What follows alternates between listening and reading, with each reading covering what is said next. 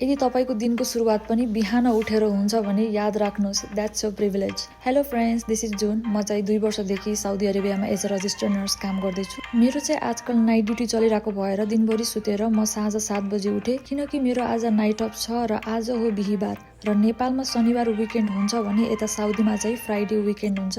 आज राति चाहिँ हाम्रो चर्चमा वाच नाइट सर्भिस छ, यानि अल नाइट प्रेयर्स। सो म रेडी भएर कफी पिउँदै मेट्रो स्टेसनतिर लागे। मेरो एकोमोडेसनबाट चर्च पुग्न चाहिँ करिब 1.5 घण्टा जति लाग्छ। साउदी आउन भन्दा हरेक क्रिस्चियनलाई यही टेन्सन हुन्छ कि मुस्लिम कन्ट्री हो, चर्च पाइएला कि नै। तर म चाहिँ यता आएको 1 विक भित्र चर्च भेट्टाएँ र यताको यो चर्चमा सर्भिस गर्न लागेको पनि 2 इयर्स कम्प्लिट भयो। तर यता चाहिँ नेपालमा जस्तो छैन, चर्चहरू सब भूमिगत हुन्छ र रजिस्टर्ड हुँदैन।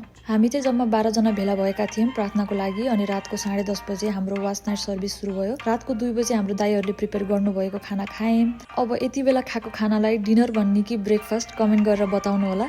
अनि 2:30 बजेदेखि 4:15 सम्म प्रार्थना गरेर सर्भिस एन्ड गरेँ। त्यसपछि केही बेर भजनहरू गायौँ अनि चिया पिएर करिब 7 बजेतिर म रुम आइपुगेँ। Okay friends, that's all for today. Thank you for watching till the end. See you in next one. By.